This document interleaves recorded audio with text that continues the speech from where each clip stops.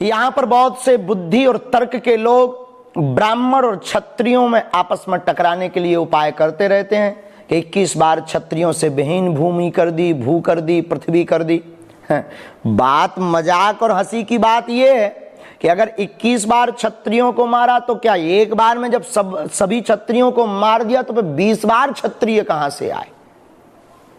जब एक बार में ही सभी क्षत्रियों का पृथ्वी विहीन हो गई तो फिर 20 बार कहां से आए? और फिर 21 बार की क्या जरूरत पड़ी हो? ये क्षत्रिय अचानक पर प्रकट कहां से हो जाते थे? इस पर थोड़ी सी चर्चा करते हैं। सहस्त्रबाहु जिस वंश से था उस वंश का नाम था हैहय वंश। हैहय वंश के विनाश के लिए भगवान परशुराम ने परसा अपने हाथ में उठाया। हैहय वंश का राजा बड़ा ही कुकर्मी, साधुओं पर अत्याचार करने वाला, स्त्रियों पर बलात्कार करने वाले जितने भी क्षत्रिय वंश के राजा थे, ऐसे आतताइयों के खिलाफ परसा उठाया भगवान परशुराम ने। और शास्त्र में कहा है परित्राणाय साधूनाम विनाशाय च दुष्कृताम। साधु का काम ही है दुष्टों को ठिकाने लगाते रहना।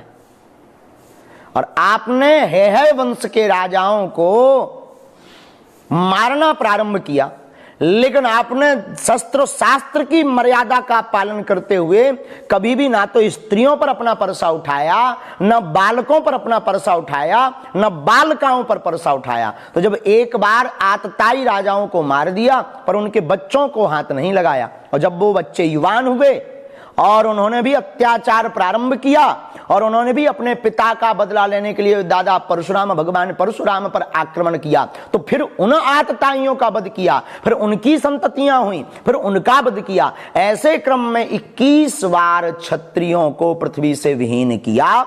उन क्षत्रियों को जो बड़े ही दुष्ट प्रवृत्ति के थे, जो है बड़े निर्मम थे, जो बड़े ही बेकार वृत्ति के भाव के थे, ऐसे क्षत्रियों का वध भगवान परशुराम ने किया 21 बार। इससे सिद्ध होता है भगवान परशुराम क्षत्रिय विरोधी नहीं थे।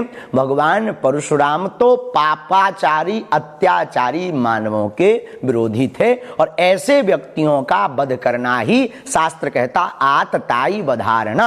आतताई का वध करना अधर्म नहीं है।